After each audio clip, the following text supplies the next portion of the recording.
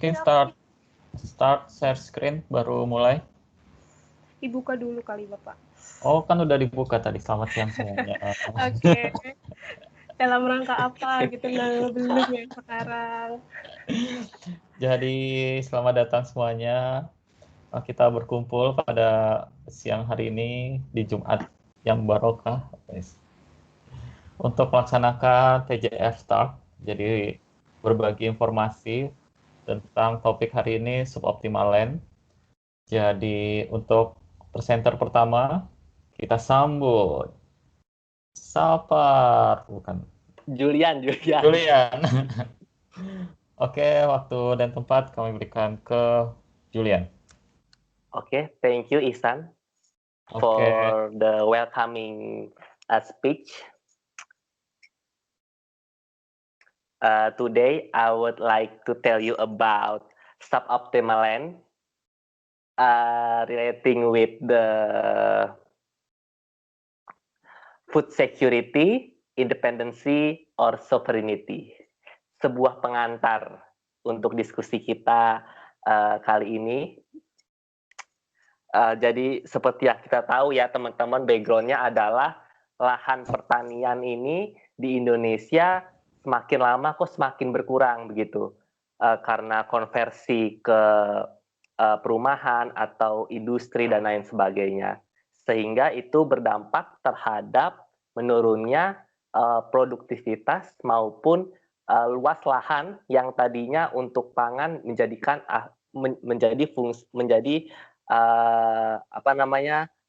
ke lumbung yang ke sumber produksi yang tadinya ke pangan menjadi tidak memproduksi pangan begitu maksudnya. Nah, padahal permintaan pangan ini semakin meningkat gitu, khususnya beras dan lain-lain gitu ya. Nah, yang menjadi pertanyaan adalah ada nggak sih lahan-lahan yang bisa dikembangkan selain lahan-lahan yang selama ini dimanfaatkan sebagai produksi pangan? Oh, ternyata jawabannya ada, yaitu suboptimal land gitu. Next.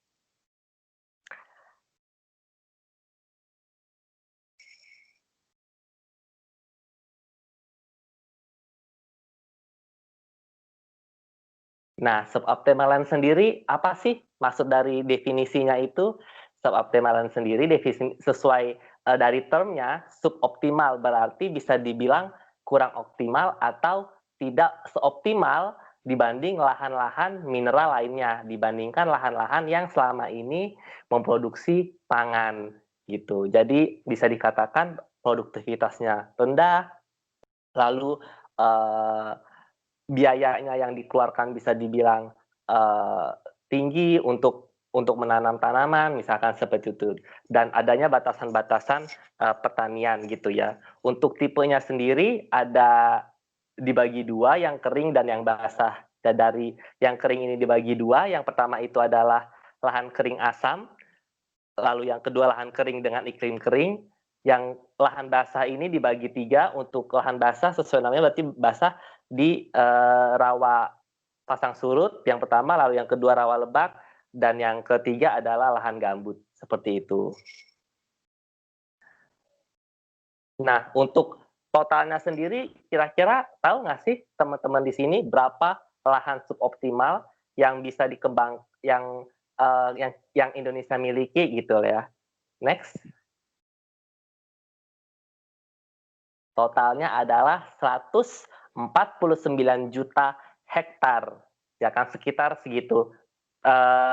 Luas lahan yang luar biasa besar. Ini kalau dipresentasikan di Indonesia itu luasnya 190 juta hektar, berarti hampir 70%-an lahan di Indonesia itu termasuk kategori lahan suboptimal begitu ya.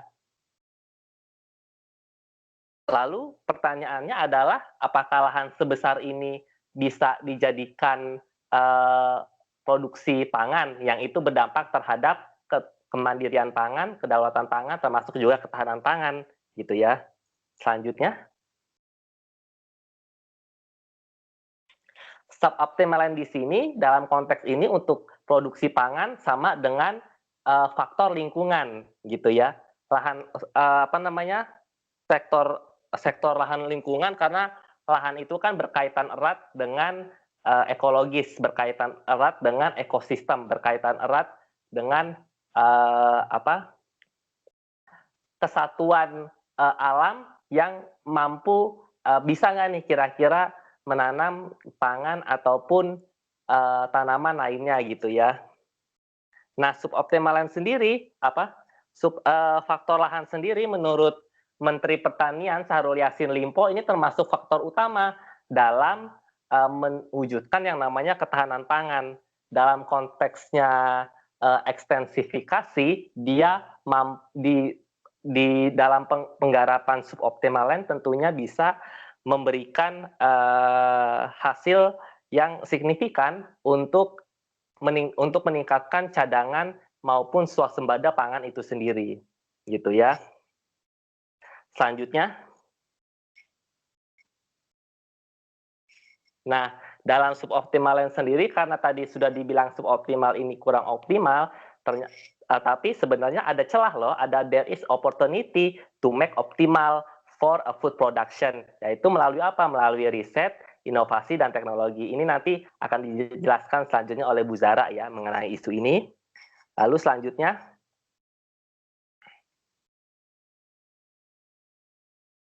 nah ini staple food from suboptimal land, salah satunya yang paling bisa dikembangkan yaitu sagu. Sagu yang salah satu tanaman yang paling bisa adaptif dengan berbagai jenis lahan, termasuk lahan suboptimal, termasuk lahan kering, ya kan? Sehingga kalau orang nanam sagu, dia tidak rebutan lahan nih sama tanaman lain, misalkan sawah, jagung, dan lain-lain.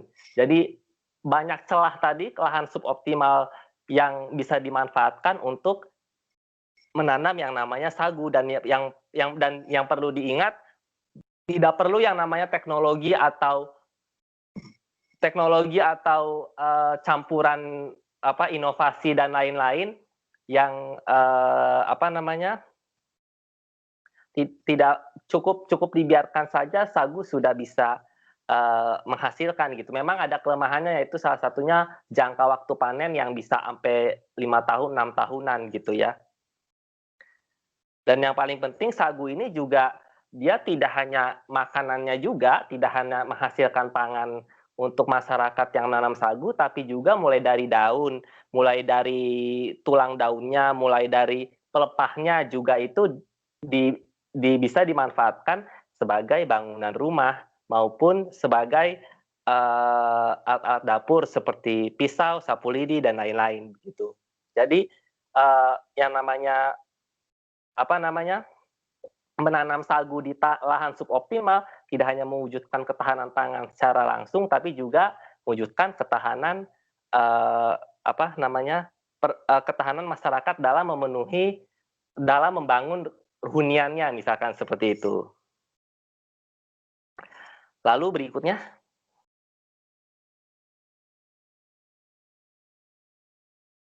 nah seringkali karena tadi lahan suboptimal, apakah bisa digunakan ditanam panganan yang selama ini kita anggap hanya bisa di lahan subur gitu ya? Ternyata bisa juga. Salah satunya padi gogo di lahan kering di Riau, modelnya Inceptisol dan Yultisol itu ada dari 300.000 lahan kering asam yang ada di Riau, itu baru 25.000 hektar yang digunakan. Itu padahal kalau 25.000 dan 30.000 berarti kan baru 10% kan? Baru 10% yang baru dimanfaatkan. Padahal ini punya potensi dengan rata-rata produktivitas itu 2,7 ton per hektar. Padahal itu juga bisa diintensifikasi, bisa ditingkatkan lagi produktivitasnya menjadi 4 hingga 5 ton per hektar. Dan jika ini dimanfaatkan betul-betul, bisa dioptimalkan dari baik luas lahannya yang dipakai maupun produktivitas si padinya sendiri, itu Riau yang selama ini 70% pasokan berasnya dari luar Riau, dari Sumatera atau Lampung, itu bisa signifikan berkurang gitu ya dengan penerapan dengan penanaman padi gogo ini di lahan kering tadi, insektisol dan glutisol tadi. Gitu. Selanjutnya, dan ternyata suboptimalan ini tidak hanya bermanfaat bagi tanaman pangan atau tanaman yang ada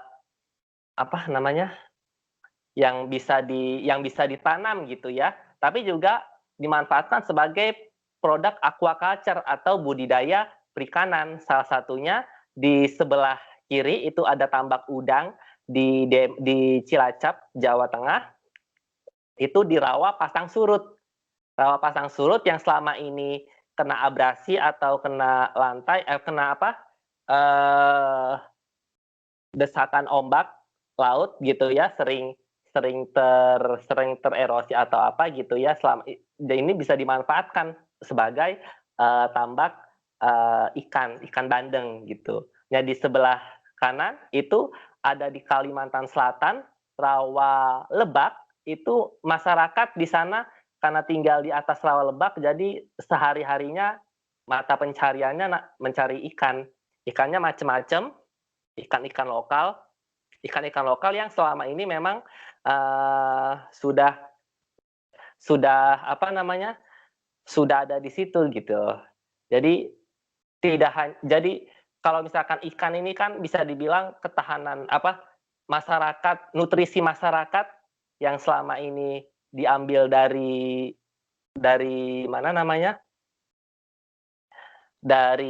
panganan beras atau dari yang lain, itu bisa juga terpenuhi nutrisi. Jadi tidak hanya ketahanan pangan secara umum, tapi juga pemenuhan nutrisinya juga dijamin dengan adanya ketersediaan ikan tadi gitu.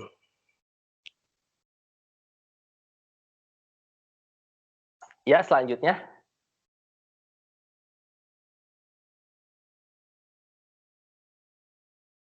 Nah, kita mikir juga, kalau suboptimal land, apakah semuanya subur? Apakah semuanya bisa ditanami tanaman pangan gitu?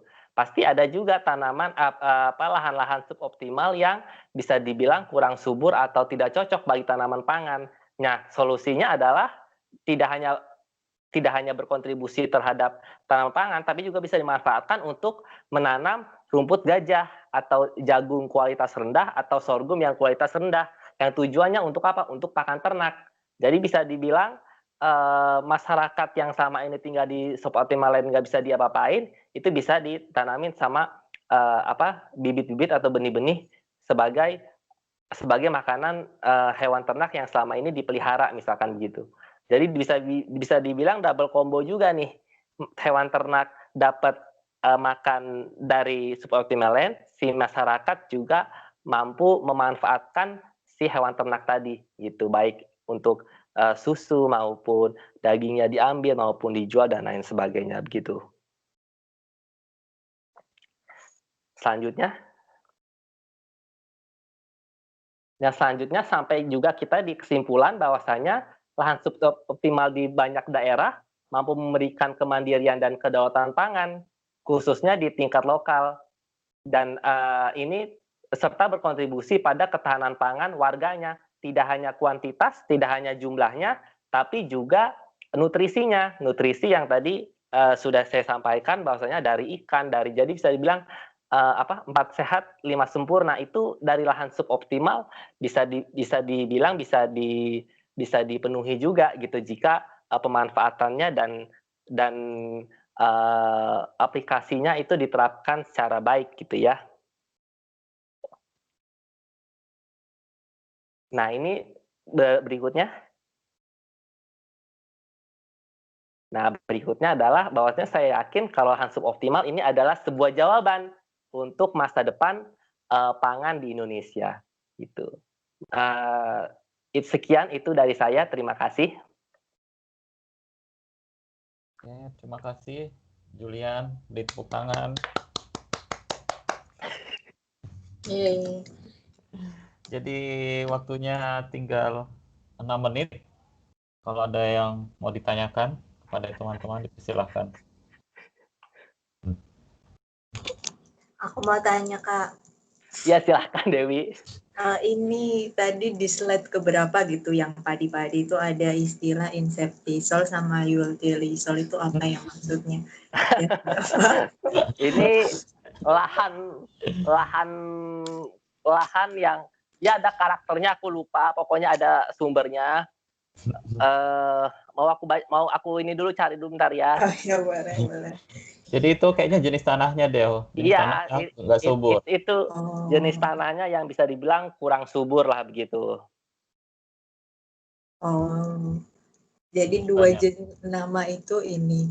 Nama tanah. Adalah jenis tanah yang tidak subur itu. Iya, kayak gambut kan disebut apa? Hirtiosol ya. Hah? Histosol. Histosol,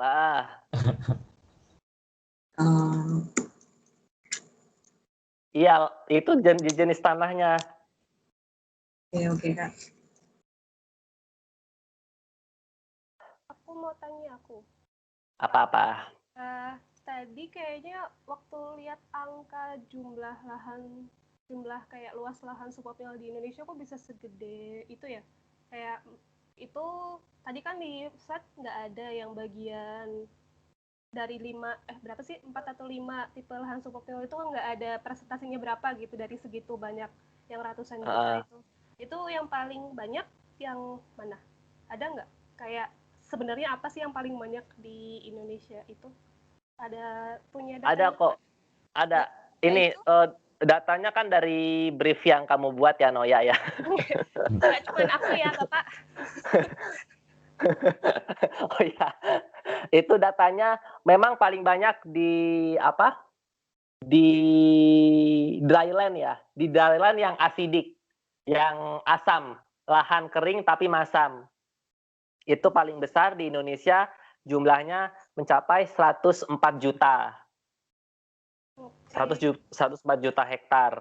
Dengan paling banyak di Kalimantan, 39 juta hektar, seperti itu.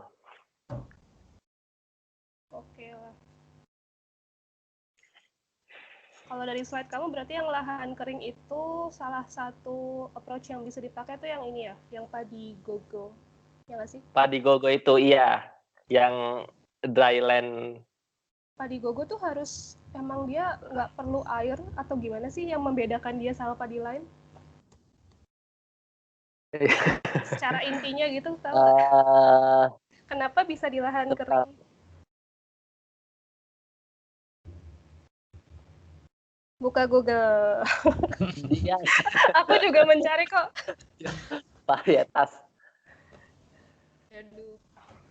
Itu bukannya padinya lebih tinggi ya? Habis itu karena dia ada hujan jatuhnya kan? Oh. Jadi kayak nggak harus terendam. Tergendang, iya. Oke.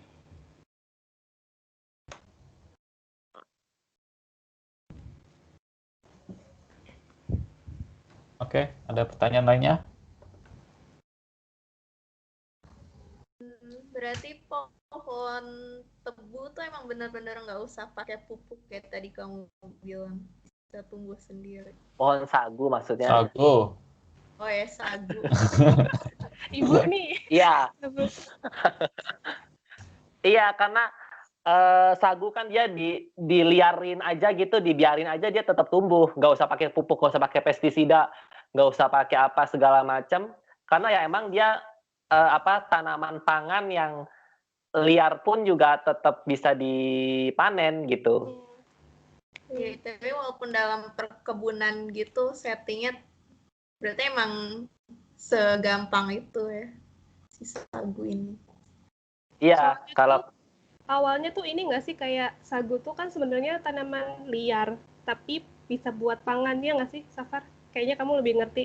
Kayak dia tuh nggak ditumbuhkan gitu. Cuman emang orang-orang yang makan sagu itu tadinya emang carinya ya ke hutan dan mereka ngambil isinya gitu. Jadi emang nggak ditumbuhkan. Makanya kayak ya udah tumbuh sendiri aja gitu. Cuma tadi kayak yang Safar bilang lama panennya gitu. Kalau yang dari pertama kali banget ditumbuhkan. Oke. Sip, karena waktu habis, presentasi dari Bapak Julian. Kita akhiri sampai di sini. Yeay! Terima kasih Bapak Julian. Iya. Ilmunya sangat bermanfaat sekali, guys. Kan untuk presentasi berikutnya, Ibu Noya, Oke. dipersilahkan. Waktunya 20 menit presentasi dan diskusi. Oke. Ini tuh belum kelihatan ya share screen-nya. Belum. Kenapa ya aku nggak bisa share screen kalau cuman PowerPoint gitu, harus share satu layar, kan sebel. Oke. Kalau sekarang udah kan ya? Udah, oke. Udah. Oke, jadi mau minta izin dulu akan menyampaikan presentasinya dengan bahasa Inggris. So, as usual, I would like to start my presentation, my session with a question. What caught your attention from this graph? And if the answer is that you realize that there is an increasing consumption pattern in this, with rice and also in vegetable oils, then you share a same concern with me. Because apparently, in the past 5-6 decades, more people actually consuming more calories, but not only calories, but also and sugar. And we increasingly rely on the short list of major food crops. So beside wheat, maize, and also soybean, also with the meat and dairy, and also this soybean, sunflower, and palm oil, vegetable oils. Although they are not a staple food, but we actually eat a lot of them in many of our meals. And wheat, for the past decades, has been a major staple in almost 98% countries of the world, while rice is in 91%, and also soybean, that's in our tempe and tahu, is become more significant globally. And in contrast, the regional crops such as this, cassava, sweet potatoes, millets, and sorghum actually lost significant role in our dietary. And of course, with the more homogeneous dietary preferences, it actually poses challenges for us, for the population. First, of course, about the disease, because with increasing amounts of not only carbohydrate but also sugar and oil, we have obesity, heart disease, and diabetes. And second, the agriculture system become more vulnerable because the monoculture has to fulfill the demand of these major crops that is less diversified.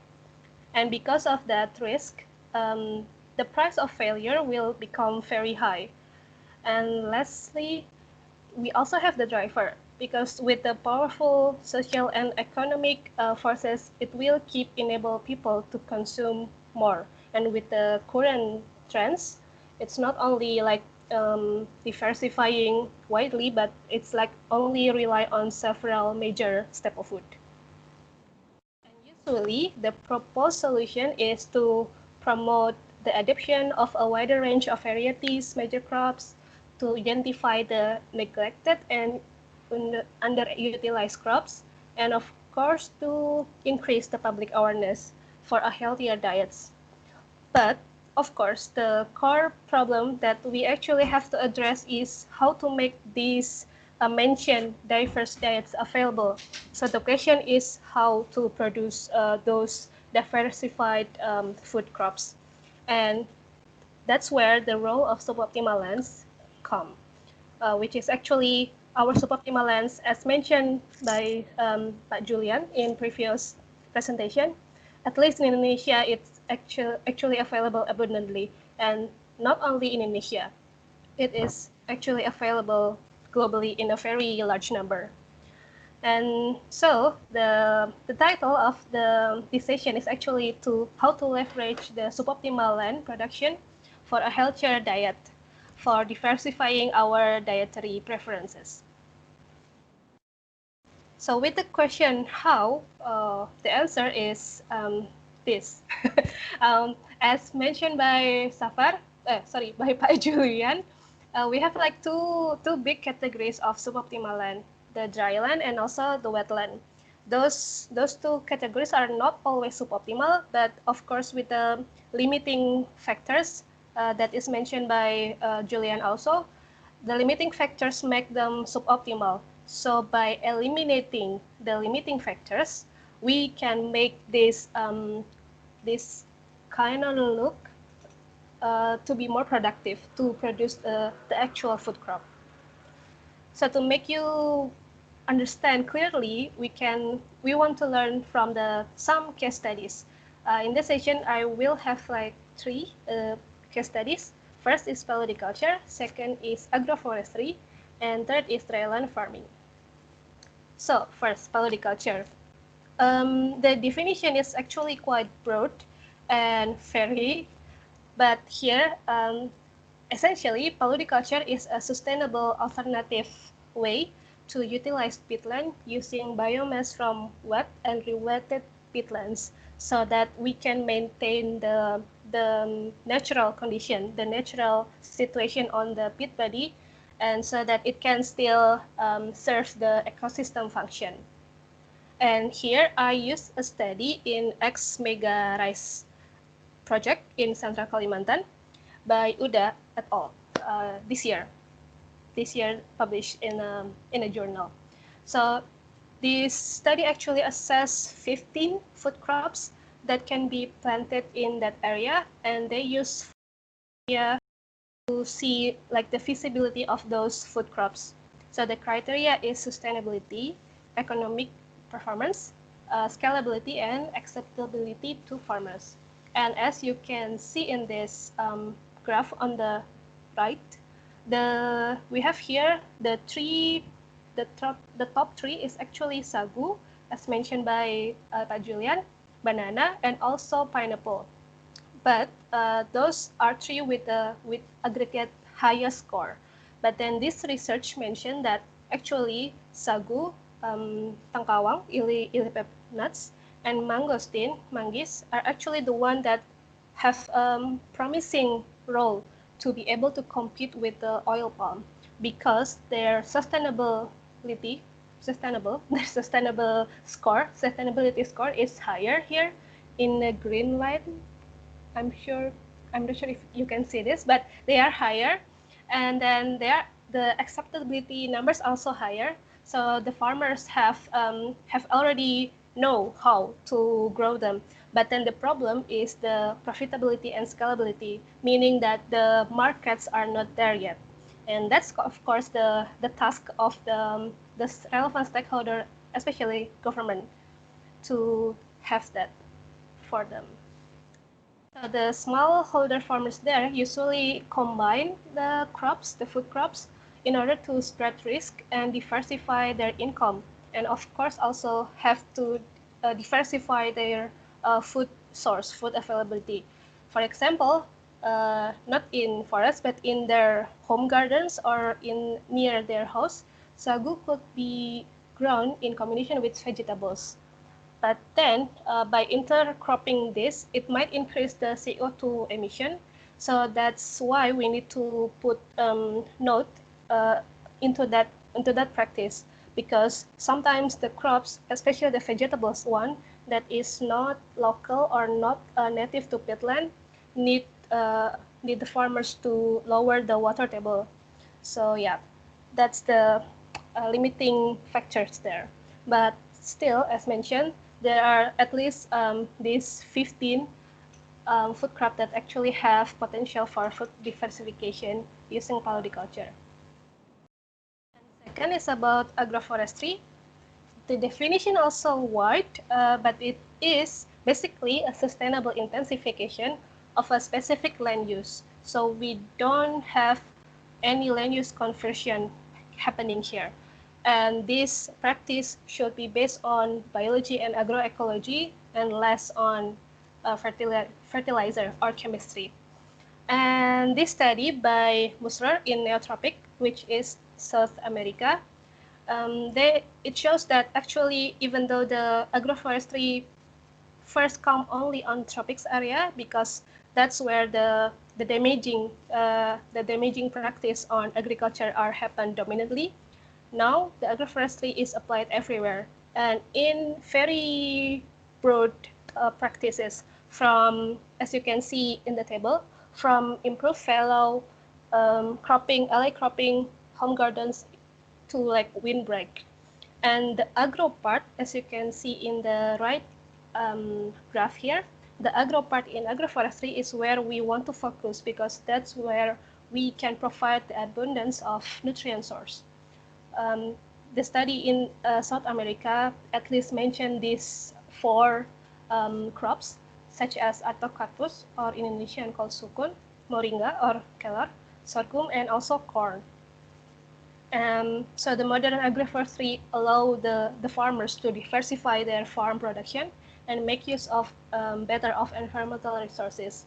And the selection of the crops, they actually select the crops that is can able to withstand stressful conditions, such as droughts, and that is more likely to occur because of the climate change and making the land more suboptimal.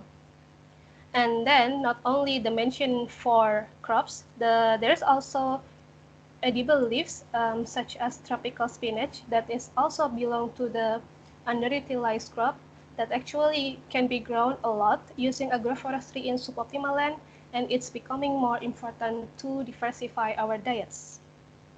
And last, dryland farming. Now we go to Indonesia, to Sumbawa.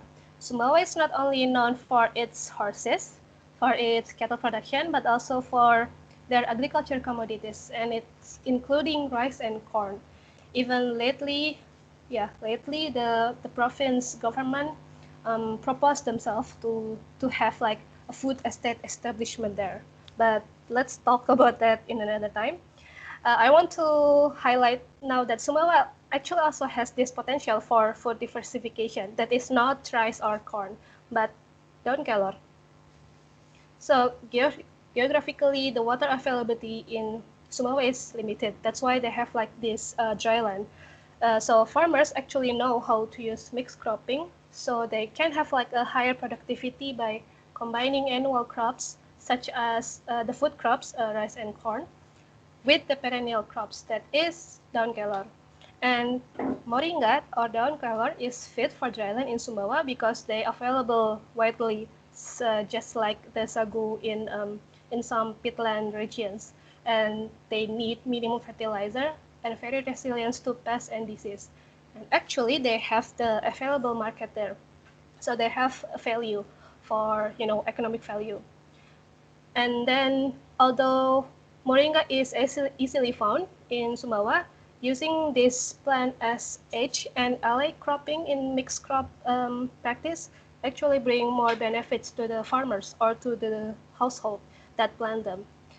And between 2016 and 19, an initiative called Pencerah Nusantara actually have a campaign to utilize moringa or daun kelor to address malnutrition in that area in Potatano, West Sumbawa.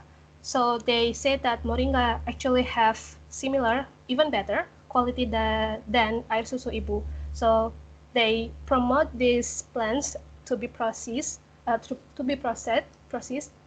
so that the babies can feed on them. And the malnutrition case during that time actually went down from 15 to 7%. So yeah, the way forward here is actually means from the study case, we actually can learn how to bring these cases into like a broader impact, which is to safeguard the chain of links within the system of food and agriculture itself. The 3 cases actually show the production phase, which is where and how we grow the food. But of course, the complex webs is actually here in the part of field to plate. So that's where we actually need to focus the maintaining, the keeping all the chain of links here, so that all the things we can produce here in suboptimal land can be brought to the people palate, so they can consume it. But then I would like to highlight that in this presentation, the localized agriculture in suboptimal land actually cut this place. Like this field to place will be less significant because by using suboptimal land, which is near to people, actually bring the source of the food closer, so they can feed easily. Like they accommodate to feed the people easily from their, let's say, home garden. Yeah, I think that's all from me. Thank you for listening to the presentation. Oke, thank you. Pas 15 menit. Lama ya? Jadi ada yang mau tanya sama Ibu Noya? Sepertinya tuh sudah dijelaskan sama Bapak Safar juga.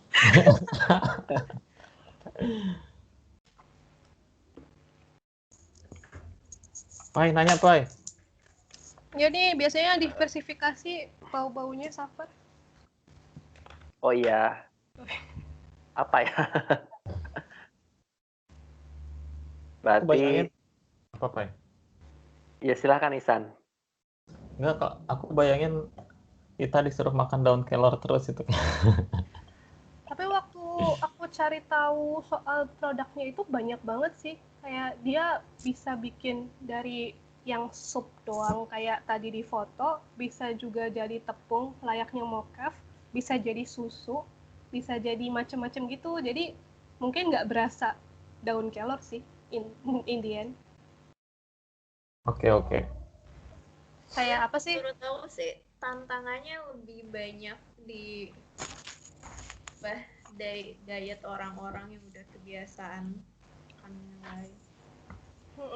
Makanya kayak aku kepikirannya tuh waktu baca ada beberapa paper yang aku bikin presentasi ini tuh, yaitu sih kayak agriculture yang lokal itu biar dengan orang tuh lebih dekat sama sumber makanan, jadi mereka nggak yang perlu beli-beli makanan, beli-beli sumber nutrisi yang nggak ada di situ gitu. Cuma balik lagi sih, dengan begitu pun tetap kurang. Ada orang yang udah biasa makan nasi ya tetap cari nasi walaupun dekat rumahnya ada singkong gitu. Nasi is the best. Jadi aku bingung mana yang lebih dulu ini, kayak kan petani pasti mau nanam yang produk yang demand-nya tinggi, ya kan? Kalau yang produk agak niche itu kan sedikit, terus jadi pasti pada males mau nanamnya. Terus tapi kalau demand-nya harus tinggi, nunggu orang-orang udah pada banyak yang makan juga gitu. Jadi kayak mewujudkannya tuh iya sih, antara ngubah dietnya dulu atau mungkin harus ada support gimana biar petaninya lebih banyak tanam itu.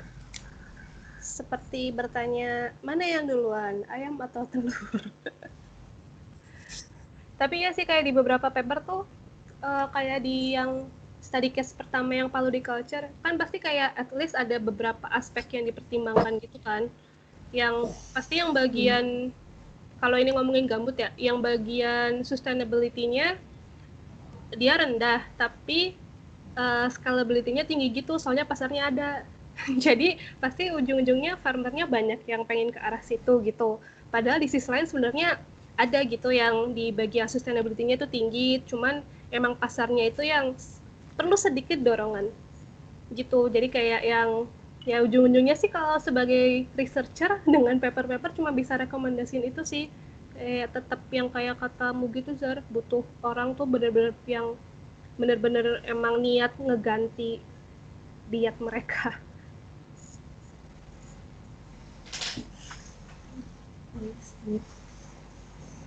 Yaudah, marilah kita makan sagu dari sekarang. Pai. Iya, mie sagu enak kok, mie sagu Pontianak, mie sagu Riau. Mungkin ini bisa jadi ini, Pai? Bisa jadi apa namanya? Bisnis, Proposal. peluang bisnis kamu kan? Iya. proposal TJF. Nanam sagu. Mohon maaf, kita nanam itu. sagu. Aduh. Oke, terima kasih Maya atas presentasinya. Tepuk tangan. Oke. Oh, berikutnya Dewi ya. Mm-mm. Yes, please. Dewi, persilahkan Del. Kak, sebentar. Aku share dulu nih.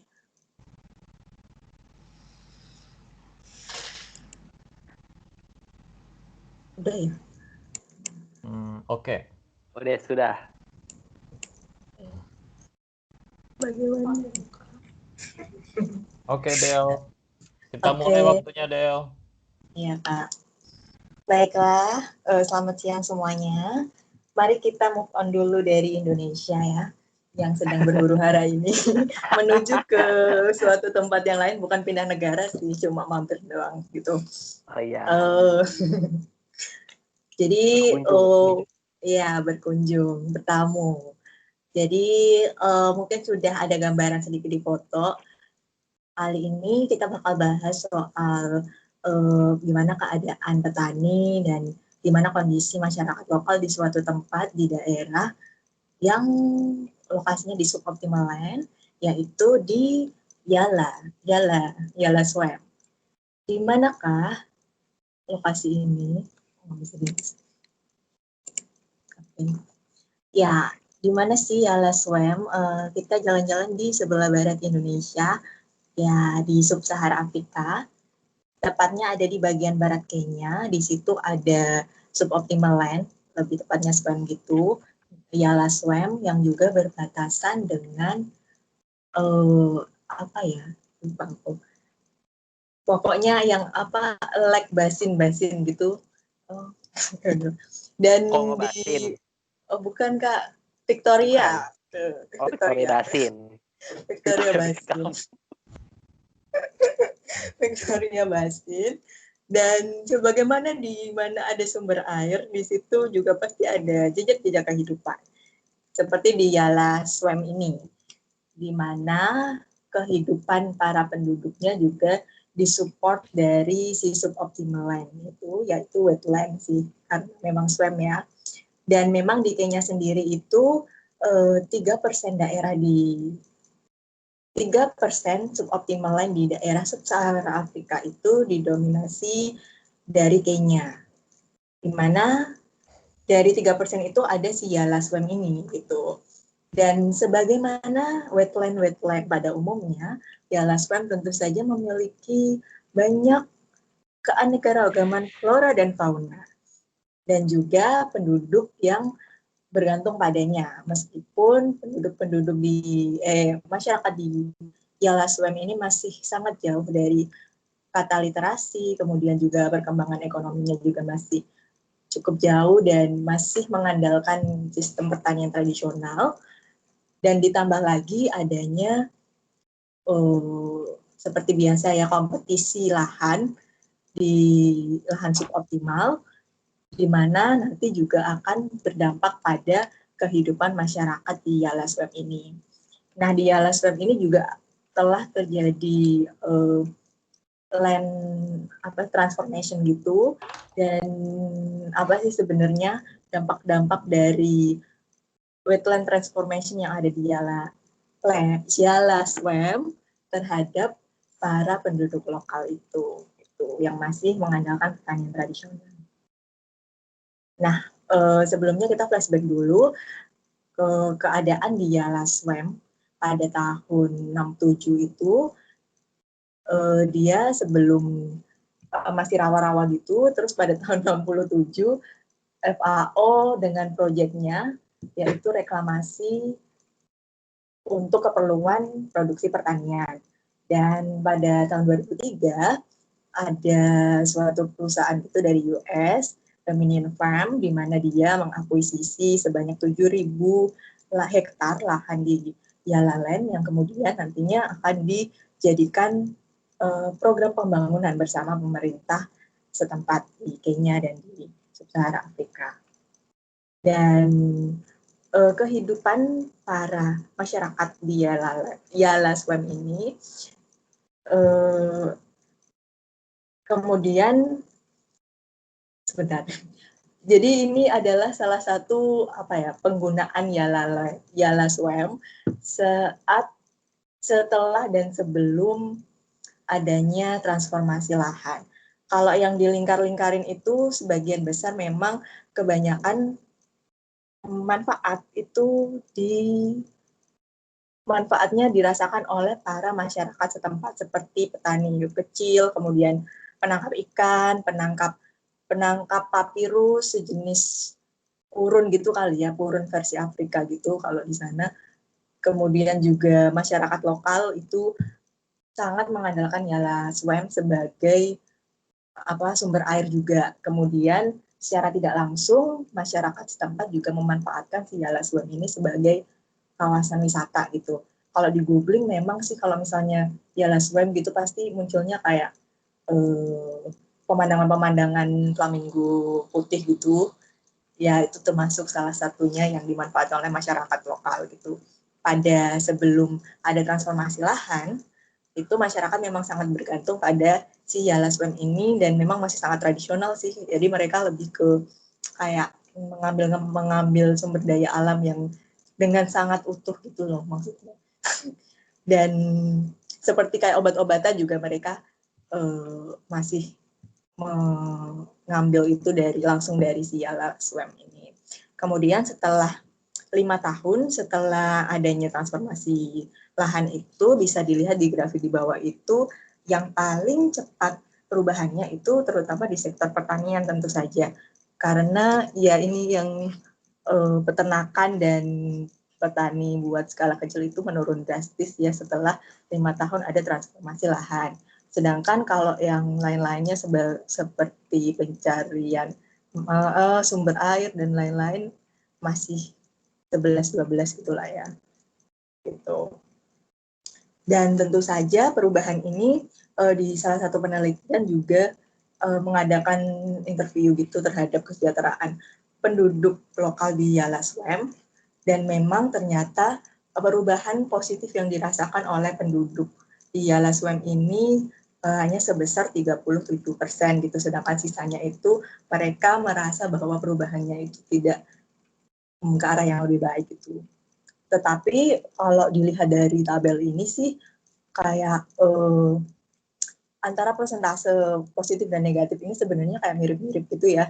Jadi kalau bisa dibilang mungkin ini tuh perubahan bentuk saja, misalnya kayak si petani yang aslinya petani kecil terus kehilangan lahannya, kemudian setelah ada transformasi lahan mereka berpindah bekerja sebagai employee di dominion farming itu ya cuma berbeda bentuk aja gitu kan, dan memang rata-rata didominasi yang positifnya itu di bagian infrastruktur dan kesehatan sih yang selama ini belum mereka dapatkan.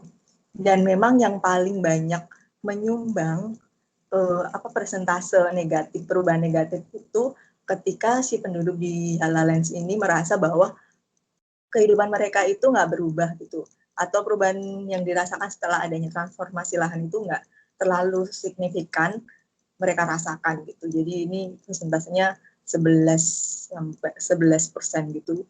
Yang lainnya kan kayak ya mirip-mirip gitu. Dan memang kalau melihat dari dua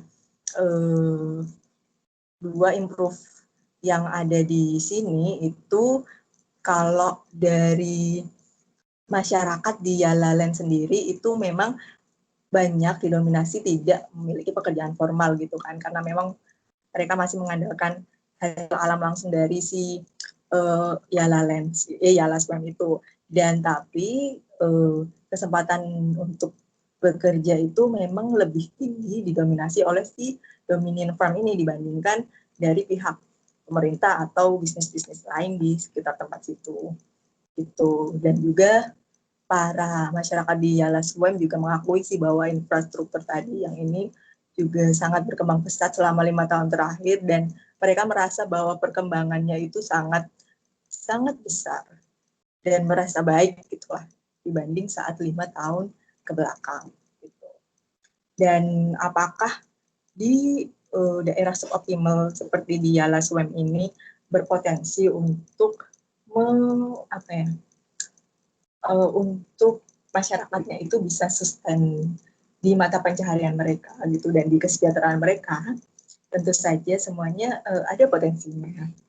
Dan potensinya yang pertama tentu saja tetap balik lagi sih ke kayak transfer teknologi itu sendiri kepada masyarakat lokal. Soalnya dari yang tadi disampaikan di slide sebelumnya kan memang si penduduk di Yala Swam ini mereka merasa nggak mengalami perubahan apapun gitu dengan adanya land transformation gitu.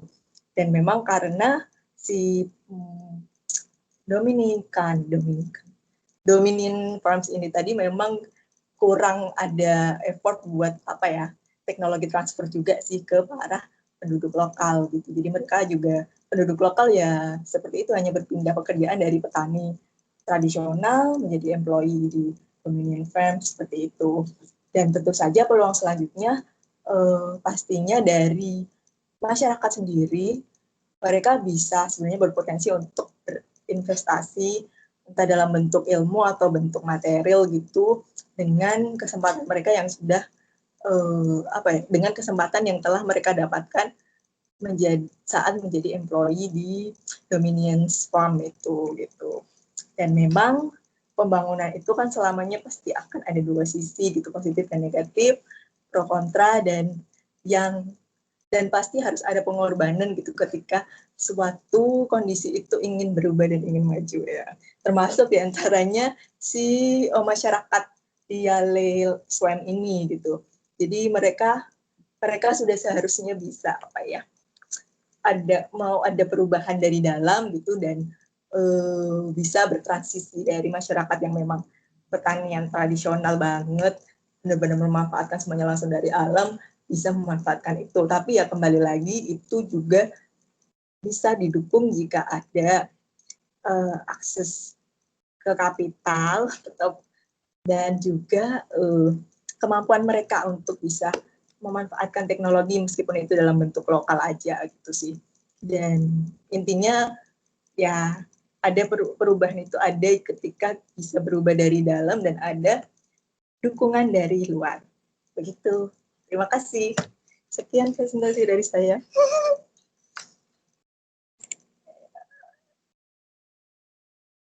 Ya, terima kasih Dewi. Mana ini? Iya, Kak. Aku mau tanya. Iya. Si Dominion apa sih namanya tadi? Dominion Company itu Dominion nggak sih aku ngarang? Itu sebenarnya dia company macam apa? Kayak fokusnya tuh emang di agriculture kah atau lebih ke processing gitu? Tadi aku cari di slide kayaknya nggak nemu sih. Soalnya kan tadi dilihat dari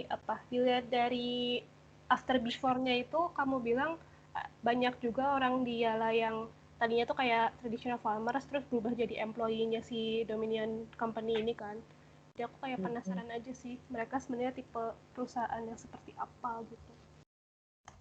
Dominion Farms. Terus belum dicari. Udah tutup mungkin. Iya tuh.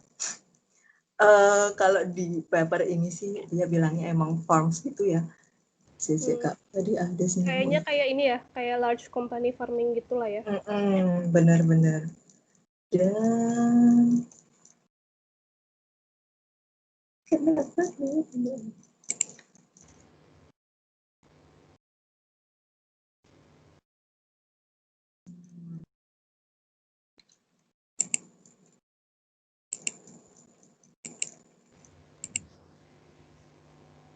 Ketemu Dominion. Kayaknya itu negara Dominion. Itu mainan game board deh. Satu grup sama ini kali Domino Pizza. Ih, lucu, sabar.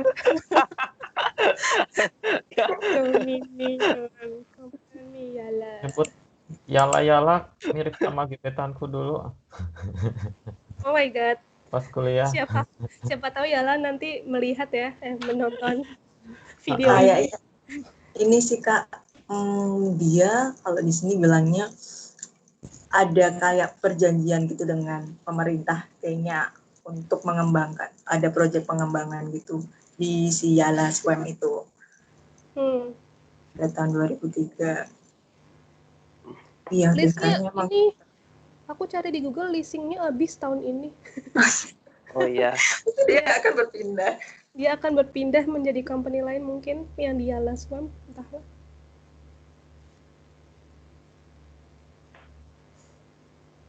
Ya, lanjutlah. Intinya sih tetap farming company lah ya. Ya.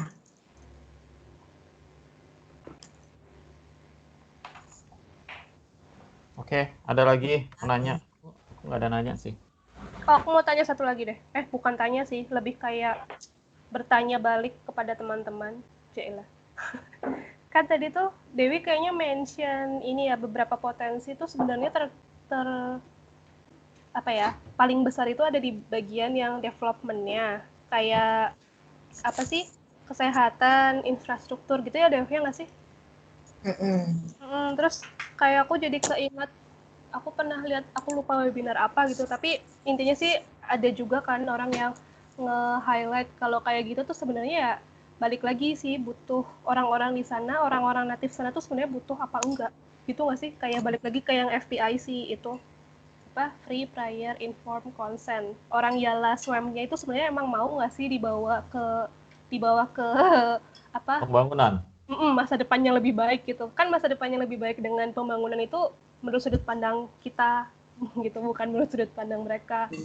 Terus aku kayak yang jadi kayak selalu keinget aja gitu, kita sering banget ngomong development tuh pasti akan membawa infrastruktur, jadi itu bisa membawa kehidupan yang lebih baik buat orang-orang yang kita bilang tradisional. Tapi kan ya itu tadi, walaupun menurut mata kita tradisional, nggak tahu orang sananya gimana. Kayak Iya. aku Kalau selalu mereka keinget bagian happy-happy itu. Tapi kalau apa pembangunan yang untuk basic kayak kesehatan, sekolah, itu kayaknya udah wajib deh. Karena emang butuh. Kalau pembangunan kayak misalkan bioskop jalan, atau mall gitu kayaknya nggak butuh. bandara gitu ya. Aku bayangkan di Iya. Pulau Burung ada bioskop. Tapi ini Iya aku sih. pernah, temanku tuh dia apa S2 sama S3-nya ngomongin ini kan, ya ini pembangunan buat orang masyarakat adat gitu. Tapi even yang disebut kayak healthcare, katakanlah puskesmas gitu ya, klinik, itu sebenarnya mereka tuh nggak butuh gitu ya, karena mereka udah punya wisdom Obat langsung sendiri, ya. wisdom sendiri gitu. Dan tetap aja walaupun menurut kita tuh kebaikan dan itu wajib, kayak menyampaikan standar sama orang lain, tapi kan itu standarnya beda buat mereka. Mereka selama ini bertahan, tapi habis itu ada argumen lain gitu. Ada argumen lainnya kan, kayak ya dunia kan nggak sama, dia tuh dunia juga berubah gitu, yang makin orang-orang ini bisa, terutama karena climate change, itu bisa makin vulnerable gitu. Jadi nggak yang mungkin wisdomnya mereka juga nggak bisa diterapkan di saat sekarang lagi. Ya. Belum lagi COVID-19, apakah ramuan hutan mampu menyangkal? Bener. Bertahan tuh Kak, banyak sih. Iya bener. Sama banget Di dalam. keluar. Soalnya bahkan ada yang di tempatku dulu, tempat kerja yang lama itu ada di kampung-kampung ya pakai tradisional gitu. Itu kayak orang literally udah mau mati, kayak lambungnya udah bocor. Itu kayak dikasih daun-daun, dikasih kapur gitu, sesak napas. Itu katanya biar sembuh. Padahal ya harus dibawa ke rumah sakit. Iya, makanya kayak itu sih, transfer knowledge sama wisdomnya itu kali ya. Ya apapun sih pasti butuh diskusi gitu, biar sama-sama enak. Siapa tahu memang masyarakat adat sudah nyaman dengan itu. Tapi kayak ini gak sih, yang tadi Isan ngomong, tapi tetap kalau misalkan kesehatan atau pendidikan perlu gitu. Terus kita ngerasa kayak hero syndrome gitu, kayak berasanya kita membawa dunia ke arah lebih baik. Padahal enggak juga. Mungkin menurut mereka, iya. Menurut mereka kita penjahatnya, gimana coba San? Aduh, memang kompleks sekali manusia ini. Tiba-tiba kontemplasi, maaf ya. Oke, makasih Dewi. Sudah mengingatkan kembali pada Yala. Gila. Curhat coba. Aduh. Siapa yang bisa? Ayo berikutnya Jar, silahkan.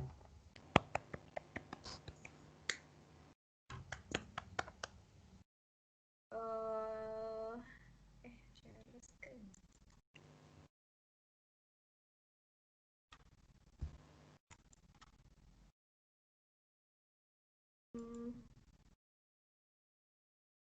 Udah share screen ya? Udah, tapi masih putih. Oke, nggak apa. Oke, aku akan nemenin Noya presentasi pakai bahasa Inggris. Kasihan dia doang. PTW mohon maaf, itu kotak yang ada ihsannya bisa di... Dah. Terima kasih. Okay, thank you for everyone. So I'm going to start the presentation. Wait. Nah, I'm pretty sure. Are you guys have watched this movie? Yes. Anytime. Yeah. Actually, the concept. I took a bit concept of this movie in this presentation because the storyline is about someone found stranded in an suboptimal land. So, I somehow learned about how this guy trying to transform the suboptimal land into so that he can growing food. But just move on to the next slide. Wherever you go, suboptimal land will always be around. So although suboptimal land may sound foreign to you, like it's just weird term that you just heard about, actually suboptimal land is everywhere. And it could be like dry land farming or wetland turning desert into a cropland, or even someone can grow something in Mars. So, how to turn an uncultivatable land? I mean, like the land that you don't think it can be cultivated, but how to transform it into produce food like this.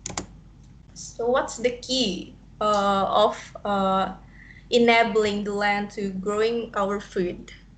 And one of the keys is, among others, of course, technology and innovation, because without it, of course, we cannot change anything.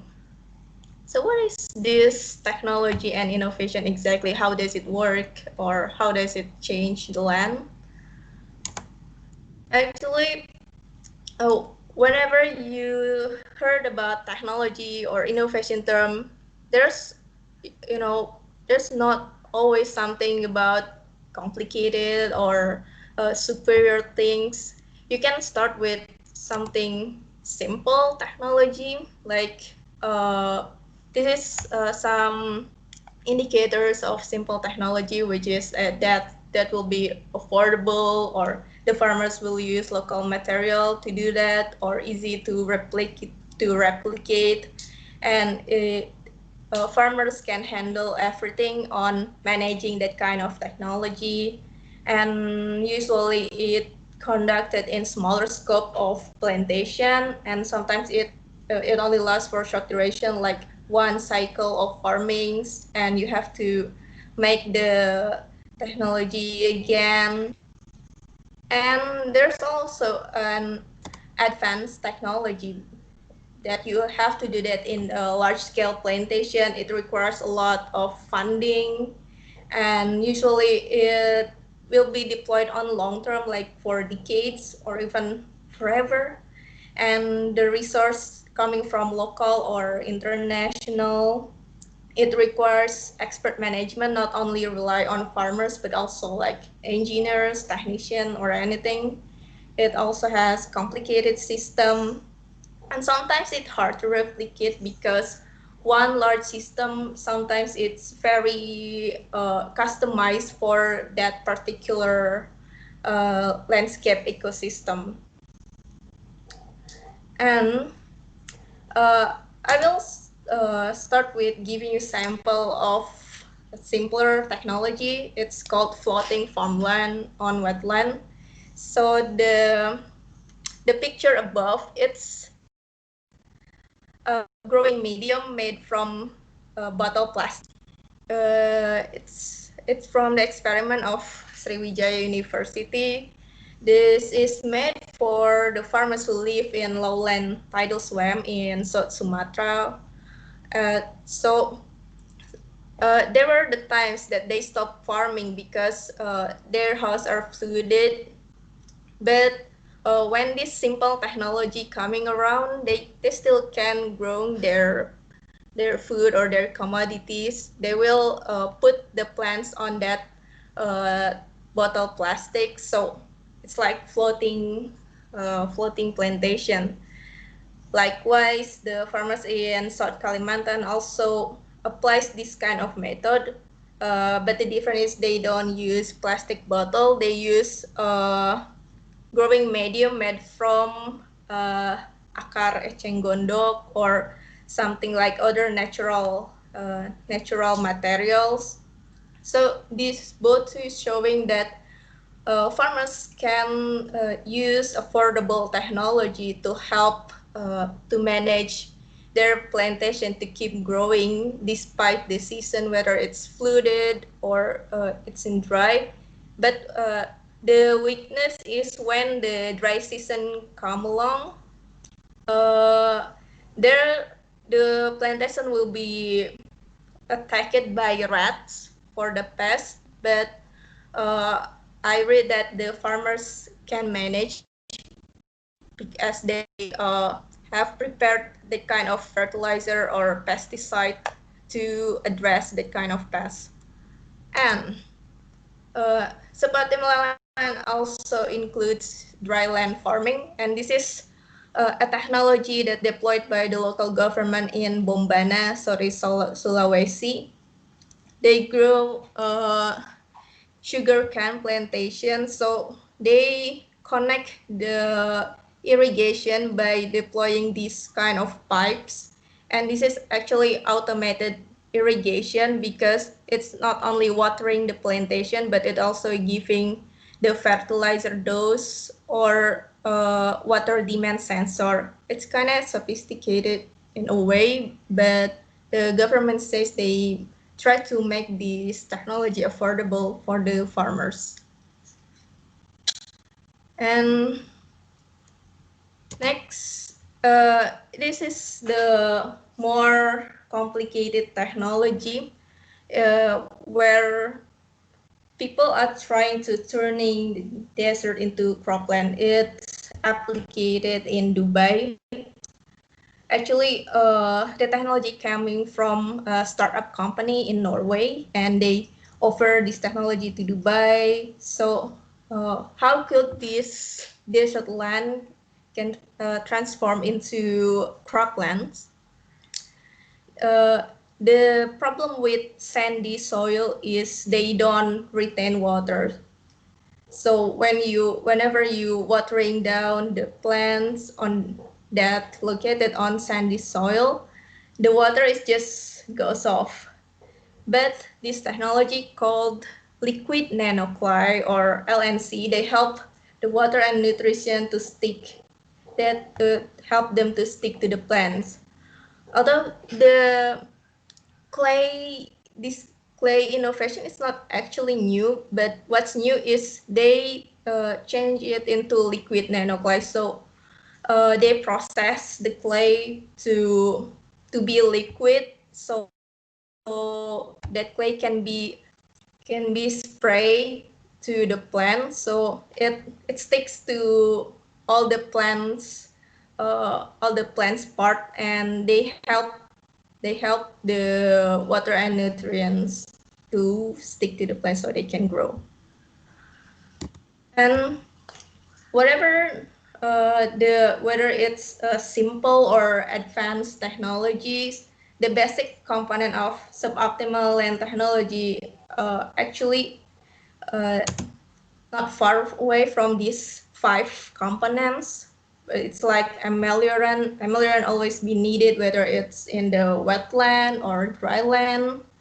I believe I have explained before about ameliorant, but the ameliorant is not always in the form of powder like cement or anything. Ameliorant can be also formed in chemical uh, chemical thing, like I forget what its name, but it's chemical.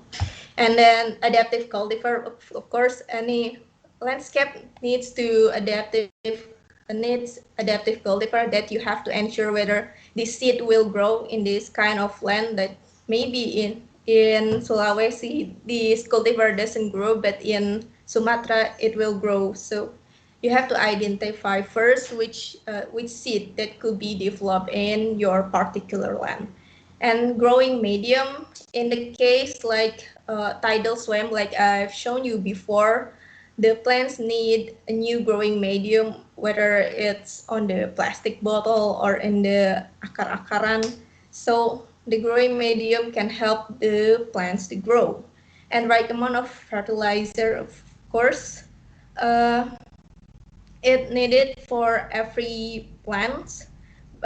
Why I said right amount, because too much fertilizer can kill the plants. It's like in the research in dryland agriculture in Goa, there's a plantation that giving fertilizer too much, so it just kills the productivity. And of course, proper irrigation, whether you can manage in simple technology or advanced technology, the irrigation has to maintain the water management or the moisturizer of the soil.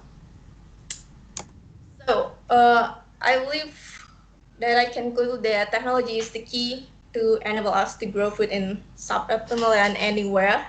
Although this picture seems way too far or anything, but technically these guys also using the technology to turning suboptimal land into arable land.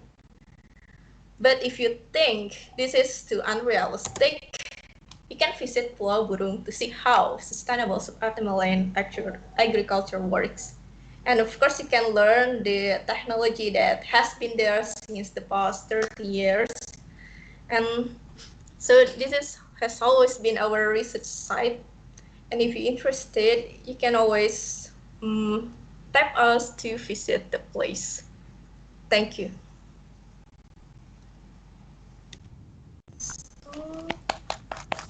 Yay. Stop sharing. Question. Udah stop sharing ya? Udah. Udah. Oke. Lagi boker, Pai. Pak, aku di Enggak. oh my god. Sorry. Aduh, fail. Emang kelihatan ya kalau Andiku ya. Suaranya bergema lah. Ya, mohon maaf kepada siapapun yang nanti mungkin melihat ini. Ini bakal ada di YouTube. Ntar bisa diedit kok. Nggak mau diedit. Nggak mau diedit. Bloopers. Aduh. Pertanyaan. Zar, tadi aku mau tanya yang di mana? Dubai? Kan katanya clay-nya itu jadi nanopartikel gitu. Jadi bisa disemprotin. Terus itu nggak apa-apa?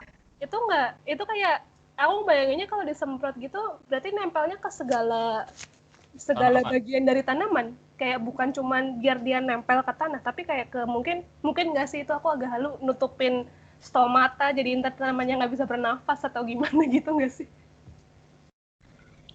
Mungkin ke bagian akarnya aja, tapi kan selain nyemprotin clay, dia juga nyemprotin nutrien. Sabar, gitu ya, maaf ya. Suara air mau. Aku lagi aduh, Zara, gimana? OMG. lanjut. Aduh. Iya, maksudnya yang disemprot kan gak cuma clay-nya aja. Tadi aku bilang ada nutrien atau zat-zat apalah gitu. Jadi ya itu ya yang itu yang membuat mereka tetap bisa tumbuh. Tadi apa sih tanamannya? Semangka. Apa sih? Kok Iya, ada semangka, ada apa sih pearl? Hah? Pearl millet itu apa ya? Pearl yang suka ada di boba minuman. Oh. Lah, tapioka. Buah pearl. Oh, buah pearl. Oke. Menarik. Udah ke-distract gitu. Aduh, tolong kita jangan ngomongin safar, silahkan pertanyaan lain saja. If anyone shoot. Udah terdistraksi nih, kayak mikirnya butuh loading lama lagi. Aduh, salahkan safar. Itu yang di mana? Yang Sulawesi menarik sih. Kayak kan di TJF kita masih fokus selama ini ke wetland. Terus mungkin kita bisa mulai mencari-cari referensi buat Iya, ternyata banyak loh. Selain di Sulawesi juga ternyata salah satu perkebunan jagung terbesar tuh ada di Goa, terus itu di dryland landscape. Aku pikir kalau misalnya kita mau cari partner tentang dryland, kayak kata kuncinya bukan dryland sih, tapi langsung kayak ke daerahnya aja, bisa bawa tete. Iya. Aku waktu bikin presentasi juga nyari yang dryland langsung ke Sumbawanya gitu. Ada sih kalau dryland farming gitu dicari ya tetap keluar, cuman mungkin lebih sedikit gitu. BTW, Apa?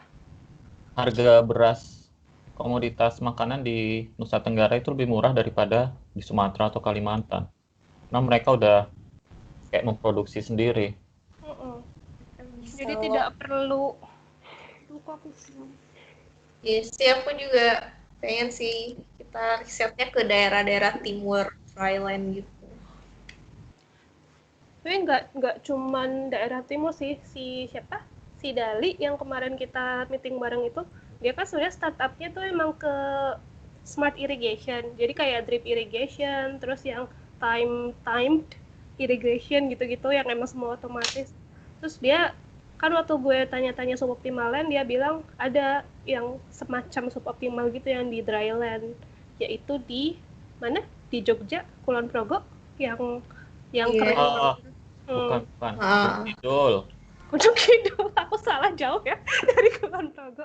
Ya, yang pokoknya, tanahnya bebatuan itu. ya, tapi nggak yang kayak bener-bener batu sih, cuman ya daerah situ, daerah yang masih banyak kapurnya itu. Ya, Gunung Kidul kapur.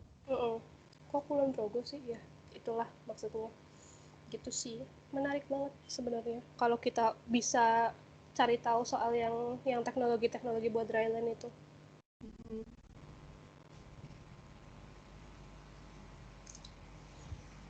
Okay, next year kita Oke. akan dryland.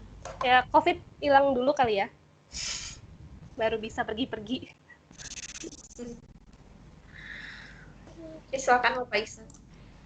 Oke, terima kasih Jara atas presentasinya. Presentasi terakhir ditutup oleh presentasi dari saya. Bentar. Aku yang timer kali ya, bentar. Aku bisa kok timer. Udah, kamu mandiri. Bentar, share screen. Start sharing. Kelihatan. Udah kelihatan belum? Belum. Udah.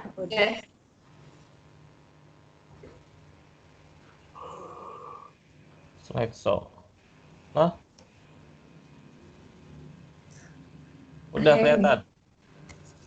Kayaknya Kok freeze ya? iya, di aku freeze. Di aku enggak kok.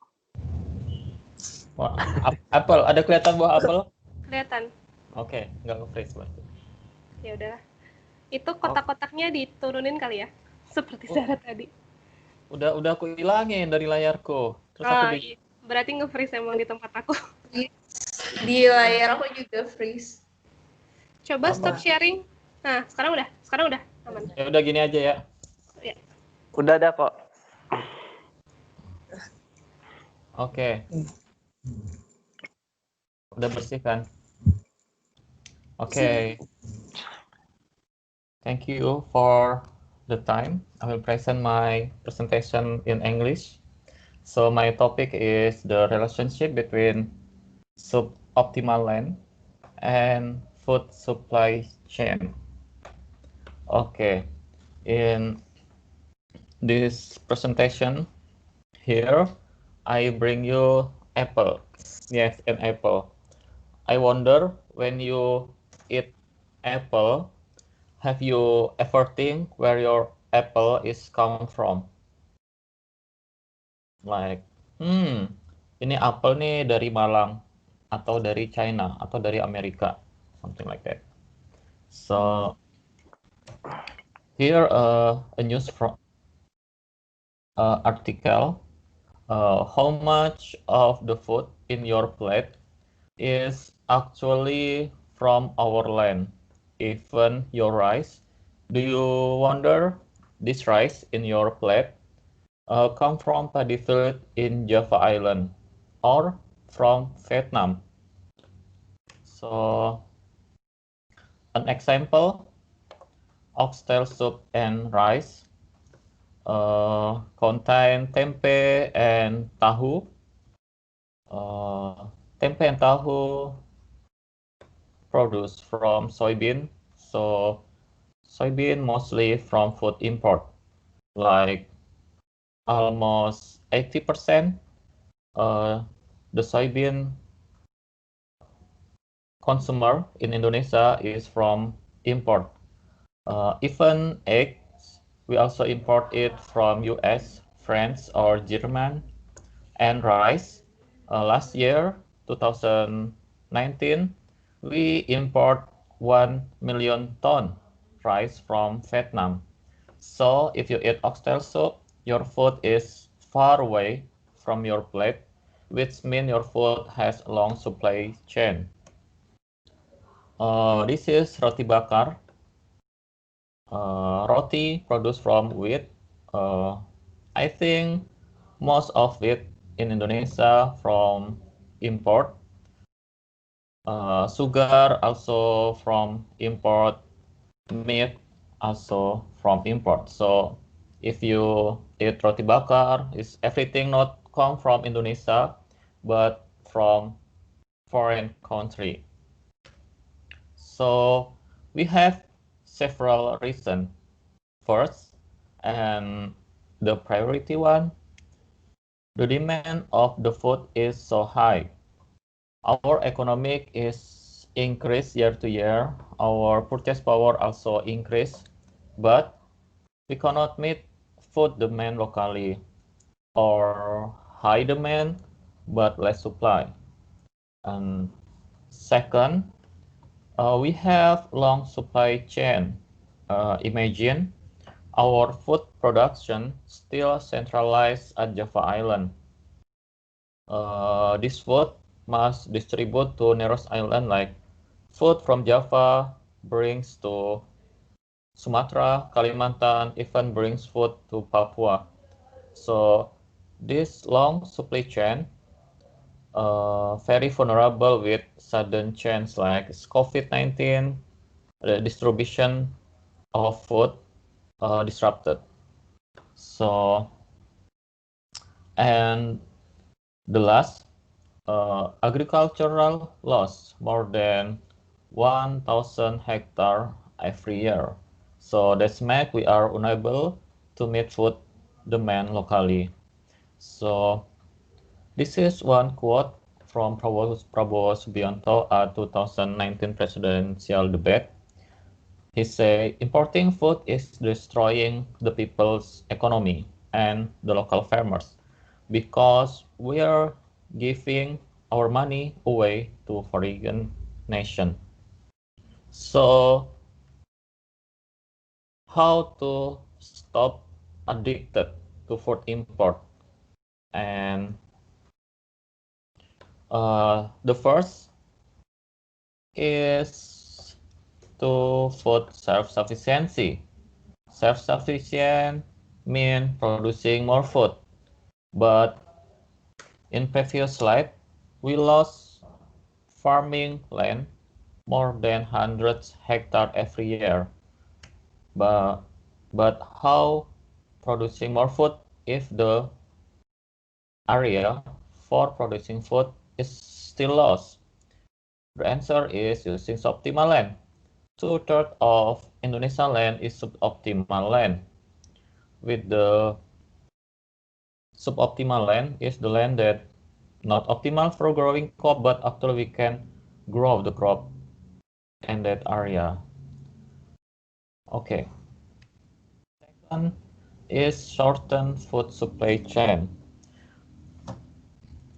Because we planting more food at suboptimal land, which mean the food production distribute evenly across all area in Indonesia, from Sumatra, Kalimantan, Sulawesi, Papua.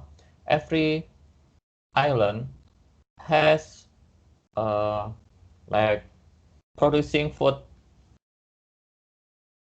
self-producing food, like which mean shorten supply chain and improve food security.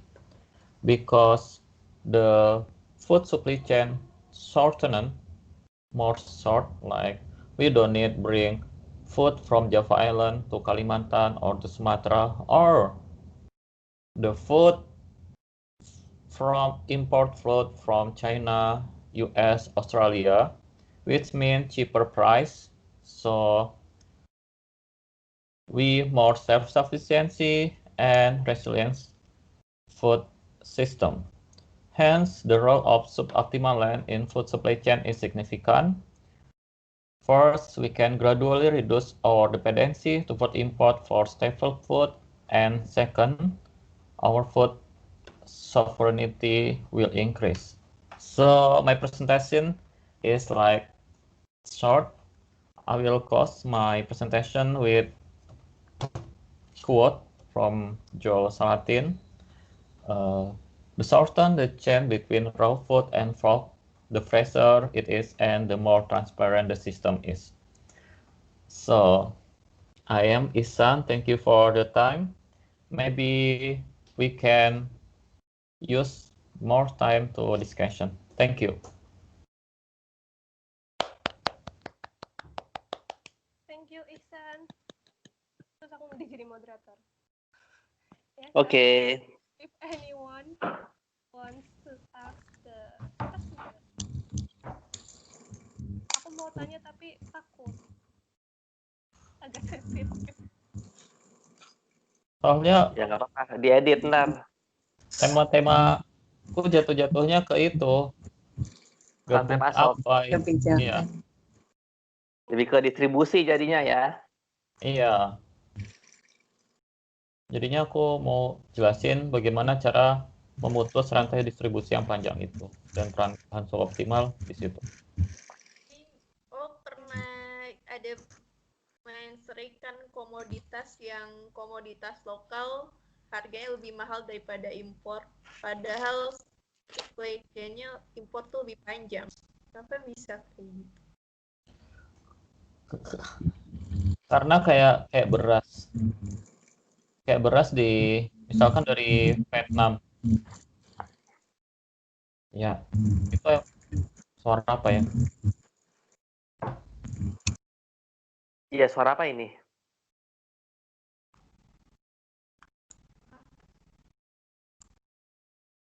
Oke, udah beres.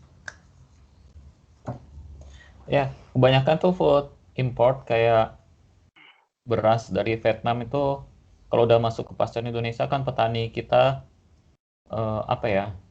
ada protes karena harganya lebih murah, karena beras di Vietnam itu emang cost production-nya emang lebih rendah, kayak setengahnya cost production beras di Indonesia, karena emang visi pemerintahnya itu ya bagaimana cara produksi beras banyak di Vietnam. Jadi mereka nggak mikir, ya karena bahkan petaninya sendiri juga hidup kemiskinan. Maksudnya walaupun mereka produksi beras banyak, tapi income buat mereka sendiri, para petani di Vietnam, kurang bagus gitu. Termasuk aplikasi teknologi di Indonesia juga masih kurang. Makanya itu yang jadi lebih mahal karena serba dikerjakan manual. Tapi walaupun lebih mahal, dari segi kedaulatan pangan dan juga resilient, dari kayak misalkan gini, ada COVID, itu lebih tahan banting lah. Itu yang harus kita bayar. Kayak ada harga, ada resiko yang bisa bisa lebih aman gitu. Ya nggak, Pai? Stop import pangan, Pai. Berdayakan pangan lokal, lahan lokal gitu ya. Kita tuh ini ya, belum pernah riset tentang production cost salah. Ya nggak sih? Belum. Nah, compare gitu nggak sih? Soalnya kayak kemarin aku tuh lagi ngapain ya? Kayaknya lagi cari konten yang buat tab our project yang di website itu. Terus kan farmer empowerment ya. Terus itu kayak kalau lagi cari konten tentang farmer empowerment juga banyak yang masuknya itu lewat si production cost gitu. Jadi salah satu yang dicari dari empowerment ini kan gimana caranya menyediakan capital gitu kan ke si farmersnya dia, biar pendapatannya dia tuh nggak semuanya harus dikorbankan ke production cost gitu. Soalnya kalau di Indonesia mungkin banyak kan masih kayak gitu sekarang, kayak tiap komoditas, tiap daerah pun bisa beda-beda gitu kan si production cost-nya. Makanya yang tadi Zara tanyain itu sih, mungkin kalau di daerah yang lain atau di negeri yang lain, di mana yang ideal sana nggak kayak di Indonesia, cost-nya lebih rendah ya karena memang si iklimnya tuh mendukung gitu, iklim kebijakannya, iklim teknologinya gitu-gitu. Ya, kayak di Vietnam kan emang kebijakan pemerintahnya sangat mendukung buat produksi beras, karena mereka sadar mereka itu ekspor beras itu salah satu komoditas buat pemasukan negara. Kalau di kita kan Kita tuh ekspor terbesar apa sih? No idea. Safar nih biasanya tahu Sawit kayak kan? gini. Sawit, ya, kelapa. terbesar. Tapi itu juga Iya. pasti yang raw material kan Iya, Indonesia. bukan jadi. Oh, bukan jadi ya. Jadi tetap tetap segitu aja.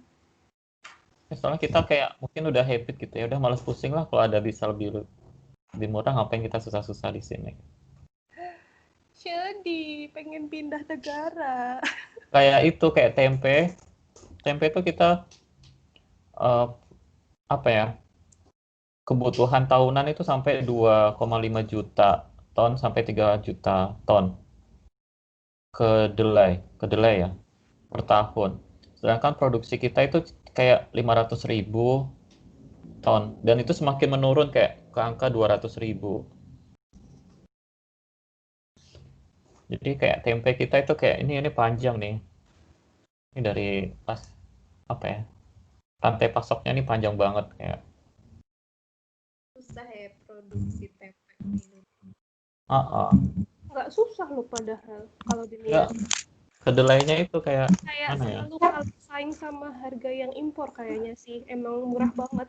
Soalnya kalau yang diimpor ini kan emang di negara-negara yang ekspor terbesarnya tuh kedelai, kayak mereka monoculture-nya tuh yang benar-benar luas banget gitu kan. Jadi emang jatuhnya jauh lebih murah gitu. Jadi mungkin di sini pikir-pikir lagi gitu. Tapi gimana ya kalau nggak dimulai ya mikir-mikir terus gitu sampai kapan tuh nggak akan jadi. Iya, sama kayak bawang putih. Habis itu termasuk apel itu pun yang kita makan tuh dari Cina kebanyakan.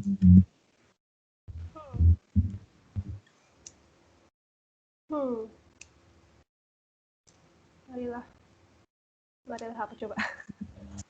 Marilah. Makanya konsumsi produk lokal. Makanya sebenarnya rantai pasok makanan kita itu panjang banget. Iya sih. Tapi kayak emang beda jauh nggak sih kalau kalau di farmers market tuh suka ada kan, kalau nggak tuh yang range market ya, pokoknya kayak yang mereka tuh ada 2 produk itu loh, yang produk biasa, yang organik sama yang lokal, itu harganya emang lumayan jauh gitu. Bagi kelas menengah ngehe kayak kita agak-agak memang menyedihkan ya. Kalau di Eropa itu lagi digalakan memperpendek rantai pasok. Jadi bagaimana dari petani langsung ke konsumen. Itu lagi mereka galakan. Biar fresh juga. Iya, biar lebih sehat.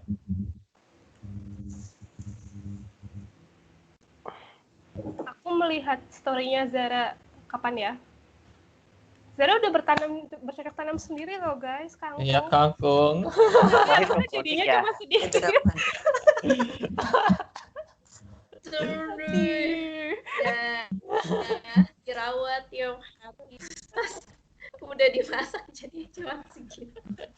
Tapi itu jauh banget gak sih? Kayak 2 tangkai itu jadinya kayak seuprit doang gitu. Sedih. Ya begitulah Zara. Petani yang punya lahannya dikit. Begitulah rasanya jadi petani Zara. Itulah makanya cost production-nya kangkungnya Zara itu lebih mahal banget itu. Daripada beli langsung di tukang sayur ya. Bener. Iya. Yang itu beli. Aduh. Jadi buat kangkung secuil segitu berapa production cost-nya Zara? Berapa Kak? Nah, itu kan paket gitu ya. Maksudnya itu udah satu paket baskom, rokul, benih. Saya aku beli satu paket itu kan kayak 100.000 gitu. Ada 2 baskom buat ininya, terus ada 18 pot gitu. Itu nggak semua 18 pot di Tanam. kan, ya cuman berapa pot yang paling matang aja, soalnya ditanamnya nggak barengan. So, ada yang mati gitu, jadi diganti. Tapi Masih kan aja sih. ya walaupun mahal tapi jadi lebih resilient. Misalkan Zara suatu saat kena bencana nggak bisa keluar rumah, di rumahnya dia kamarnya Iya. dia ada kangkung. Itulah Iya. harga yang harus kamu bayar. Zara. Iya. Seperti kata Ihsan. Aduh, ngakak. Ngangkat. Menanam Oke lah. Pai, kamu nggak diare kan, Pai? Apa enggak? Kayak Daripada bahas ini, mending ditutup dulu deh. Jadu aja nih. ya udah karena sudah selesai 20 menit. Kita tutup si talk pada hari ini. Terima kasih atas presentasinya. Nanti Baik. video akan diedit oleh siapa? Maya, Dewi. Kok kenapa dibahas sekarang? Bisa lah, kalau cuman gini doang. Kan ini nggak ada edit-editan, semuanya akan di-upload. Ya Iya. buruan stop recording aja. Oke, kita stop recording. Kita ditutup. Oke, yeay.